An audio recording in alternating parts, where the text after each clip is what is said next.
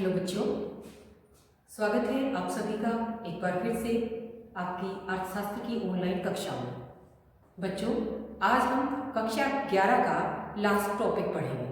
इस टॉपिक के बाद आपकी कक्षा 11 की दोनों पुस्तकें, जो सांख्यिकी की पुस्तक है और जो इंडियन इकोनॉमी भारतीय अर्थव्यवस्था की पुस्तक है, वो दोनों आपका सिलेबस कंप्लीट हो जाएगा। इसके बाद आपको इसकी रिवीजन करनी है। आप वीडियोज़ को सुन सकते हैं कभी भी, चलते वक्त, कहीं पर भी, किसी और काम जगह पर बैठे हैं वहाँ पर भी आप वीडियोस को सुन सकते हैं। तो परीक्षा की तैयारी में आप मेरी इन वीडियोस का प्रयोग करें, इन्हें सुने, कई बार सुने और आप अपने परीक्षा परिणाम को अच्छा लेकर आए, तभी मेरा ये प्रयास सफल कहलाएगा। तो आज इस लास्ट वीडियो के अंदर, इस लास्ट टॉपिक में हम पढ़ेंगे जो हमारा 12वां चैप्टर था, जिसका नाम था धारणीय आर्थिक विकास। धारणीय आर्थिक विकास क्या होता है, इसकी विशेषताएं, शर्तें, इसकी मापने की विधियां, ये सब हम पढ़ चुके हैं। आज इस कक्षा के अंदर हम पढ़ेंगे कि जो आर्थिक समृद्धि, आर्थिक विकास और धारणीय विकास, ये तीनों जो विकास है, इन तीनों विकासों में आपस में अंतर क्या है। हम एक तरह से तुलनात्मक अध्ययन करेंगे, तीनों के बारे में भी पढ़ेंगे और तीनों में अंतर क्या है वो भी हम साथ साथ पढ़ेंगे। तो चलिए शुरू करते हैं हम। सबसे पहले आर्थिक समृद्धि। आर्थिक समृद्धि, आर्थिक विकास और धारणीय विकास। आर्थिक समृद्धि क्या होती है? सबसे पहले हम इन तीनों का अर्थ पढ़ेंगे, इनकी परिभाषा पढ़ेंगे।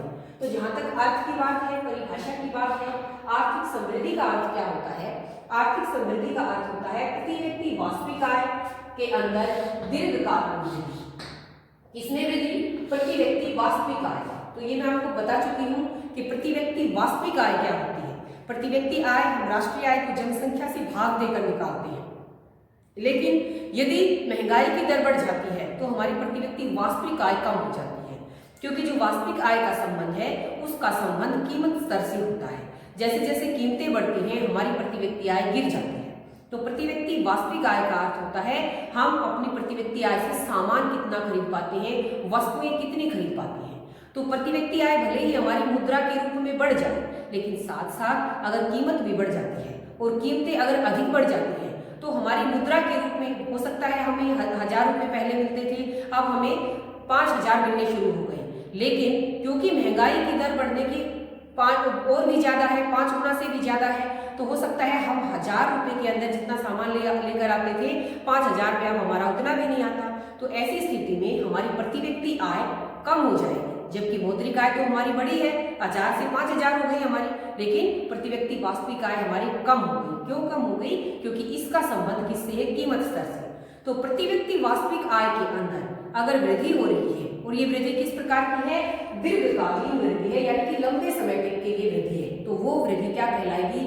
आर्थिक समृद्धि कहलाएगी। यानी कि प्रति व्यक्ति वास्तविक आय के अंदर लंबे समय के लिए, अगर हम 1 साल के लिए या कुछ समय के लिए हमारी प्रति व्यक्ति वास्तविक आय बढ़ जाती है तो हम उसे समृद्धि नहीं कहेंगे।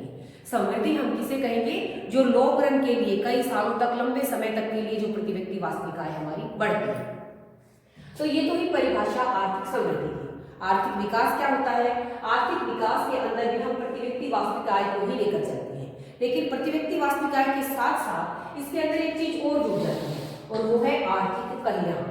तो प्रति व्यक्ति वास्तविक आय भी बढ़े, लेकिन साथ साथ लोगों का आर्थिक कल्याण भी बढ़े, जनता का आर्थिक कल्याण भी बढ़े, तो वो क्या कहलाएगा? आर्थिक विकास। तो आर्थिक विकास आर्थिक समृद्धि से कुछ अधिक है। कैसे अधिक है? क्योंकि आर्थिक समृद्धि के अंदर तो केवल प्रति व्यक्ति वास्तविक आय में वृद्धि थी, लेकिन आर्थिक विकास के अंदर आर्थिक कल्याण भी जुड़ जाता है। इसके बाद तीसरी चीज आती है हमारी धारणीय विकास। धारणीय विकास का अर्थ क्या है? तो ये आप सब अच्छे से समझ चुके हैं कि प्रति व्यक्ति वास्तविक आय भी बढ़े, आर्थिक कल्याण भी बढ़े, और साथ साथ तीसरी चीज क्या हो जो धारणीय विकास से संबंधित है? वो है भावी पीढ़ी का कल्याण भी बढ़े। जो आगे आने वाली पीढ़ी है, जो अब नहीं है वर्तमान में, भविष्य में जो आगे आने वाली पीढ़ी आएगी, हम उसके कल्याण के बारे में भी जब सोचते हैं तो वो क्या बन जाता है? हमारा धारणीय विकास बन जाता है। तो बच्चों, आप सभी के अर्थ अच्छे से समझ में आ गया होगा। प्रति व्यक्ति वास्तविक आय में दीर्घकालीन वृद्धि, आर्थिक समृद्धि, दीर्घकालीन वृद्धि के साथ अगर आर्थिक कल्याण भी जुड़ गया तो आर्थिक विकास, और इन दोनों के साथ अगर भावी पीढ़ी का कल्याण भी जुड़ गया तो वो क्या हो गया? हमारा धारणीय विकास। तो ये तो हुआ अर्थ तीनों का, और साथ साथ इनकी तुलना। अगला इन तीनों में क्या अंतर है कि जो आर्थिक समृद्धि है वो किससे संबंधित है? विकसित अर्थव्यवस्थाओं से संबंधित है। जो विकसित देश हैं, जो डेवलप्ड कंट्रीज हैं, जो जिनके अंदर जो उनके प्राकृतिक साधन थे, उन चीज़ों का जो अच्छे से पूरा प्रयोग कर चुके हैं, उनकी से संबंधित है आर्थिक समृद्धि। तो आर्थिक समृद्धि की बात करें कि प्रति व्यक्ति वास्तविक आय में दीर्घकालीन वृद्धि, उनका आर्थिक कल्याण हो चुका होता है, ये चीजें हो चुकी होती हैं। तो जो आर्थिक समृद्धि है वो विकसित देशों से संबंधित है।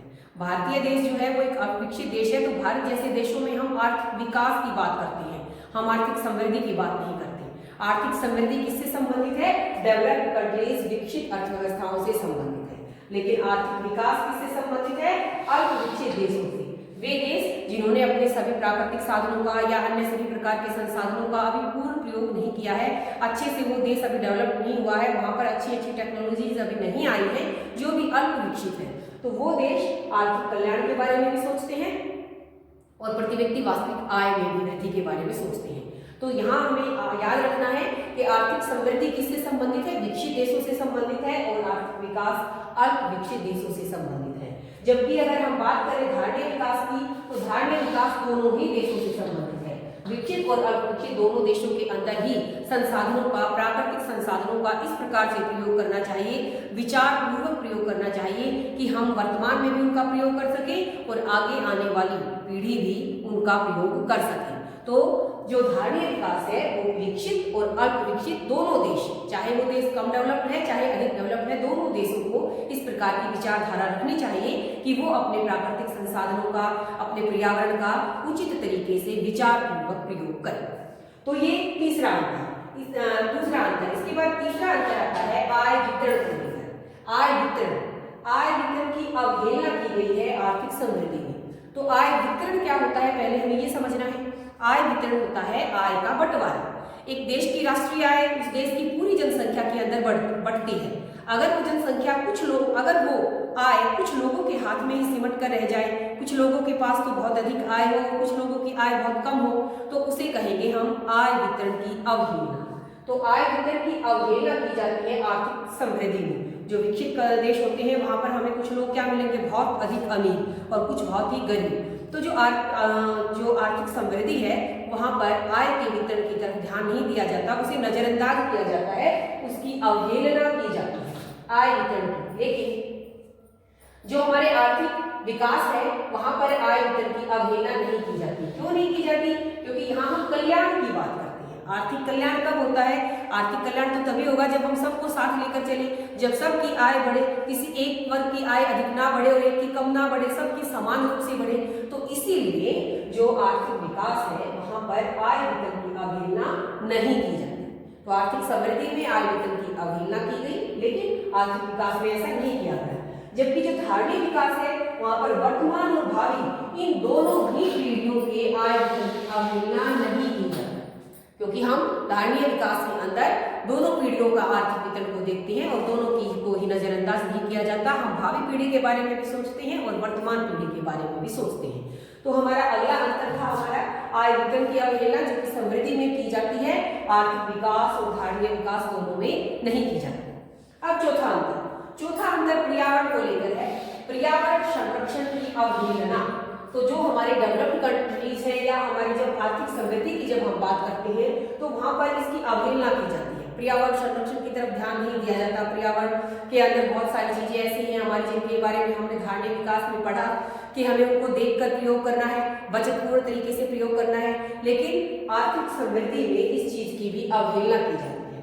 पर्यावरण संरक्षण की तरफ कोई ध्यान नहीं दिया जाता। और जो हमारा आर्थिक विकास है वहां पर तो पहले ही हमारा अंडर डेवलप्ड है, अल्पविकसित देश है, तो वहां पर तो और भी अधिक हमारे संसाधनों का अधिक प्रयोग होता है, बचतपूर्ण तरीके से प्रयोग नहीं होता। तो पर्यावरण संरक्षण की अवहेलना यहाँ पर भी की जाती है और यहाँ पर भी की जाती है। आर्थिक समृद्धि और आर्थिक विकास दोनों के अंदर पर्यावरण संरक्षण की अवहेलना की जाती है। पर्यावरण संरक्षण को महत्व सिर्फ और सिर्फ किसके द्वारा दिया जाता है? पर्यावरण संरक्षण को महत्व धारणीय विकास के द्वारा दिया जाता है। तो धारणीय विकास का कंसेप्ट आया ही इसलिए है ताकि पर्यावरण संरक्षण को भी महत्व दिया जाए। तो धारणीय विकास में इसे महत्व दिया जाता है, आर्थिक विकास और आर्थिक समृद्धि दोनों में इसे महत्व नहीं दिया जाता। अगला अंतर है, पांचवा अंतर, प्राकृतिक पूंजी शोषण के लिए उत्तरदायी है। तो जो आर्थिक समृद्धि है वो प्राकृतिक पूंजी के शोषण के लिए उत्तरदायी नहीं है। कैसे उत्तरदायी नहीं है? क्योंकि हमने अभी पढ़ा कि जो विकसित देश होते हैं, जो डेवलप्ड कंट्रीज होती है, वहां पर हमारी कुछ टेक्नोलॉजीज ऐसी आ जाती हैं जिसके अंदर वो अच्छे तरीके से साधनों का प्रयोग करते हैं, तो उनको वेस्ट कम जाने देते हैं क्योंकि वहाँ की टेक्नोलॉजी डेवलप होती है। क्योंकि आर्थिक समृद्धि किससे संबंधित है? विकसित अर्थव्यवस्थाओं से। तो आर्थिक समृद्धि के अंदर जो प्राकृतिक पूंजी होती है उसका शोषण करने के लिए वो उत्तरदायी नहीं है। इसके लिए अधिक उत्तरदायी कौन है? ये जो आर्थिक विकास है, जो कि अल्पविकसित देशों से संबंधित है, वहां पर प्राकृतिक पूंजी का शोषण अधिक किया जाता है क्योंकि उनकी टेक्निक अच्छी नहीं होती, क्योंकि उनके तरीके अच्छे नहीं होते, तो इस वजह से यहाँ पर प्राकृतिक पूंजी का शोषण अधिक होता है।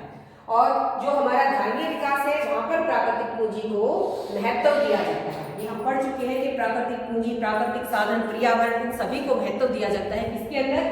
धारणीय विकास के अंदर। इसके बाद हमारा लास्ट का अंतर आता है। वो अंतर क्या है कि संरचनात्मक और संस्थागत परिवर्तनों के लिए उत्तरदायी नहीं है। कौन? आर्थिक समृद्धि। अब संरचनात्मक और संस्थागत परिवर्तन होते क्या है? अर्थव्यवस्था की संरचना में परिवर्तन आना, यानी कि अर्थव्यवस्था में जो नई नई टेक्नोलॉजीज आना, नए तरीके आना, उत्पादन के नए तरीके आना, वो अर्थव्यवस्था की संरचना में परिवर्तन कहलाएगा। संस्थागत परिवर्तन जैसे नए नए स्कूल, कॉलेज, संस्थाएं अलग अलग से इस तरह से सामाजिक जीवन स्तर जिससे ऊपर उठे, तो उन सब के लिए क्या है? ये उत्तरदायी नहीं, क्योंकि ये चीजें यहाँ पर पहले से ही डेवलप हो चुकी होती है। ये आर्थिक समृद्धि जो है वो हमने आर्थिक विकास यहाँ पर कर लिया है और वहां से हम आगे बढ़ गए हैं। तो इसलिए संरचनात्मक और संस्थागत परिवर्तनों के लिए उत्तरदायी नहीं है। जबकि जो आर्थिक विकास है वो वहां पर इन दोनों चीजों के ऊपर बल दिया जाता है, क्योंकि वहां ये चीजें अभी नहीं हुई है।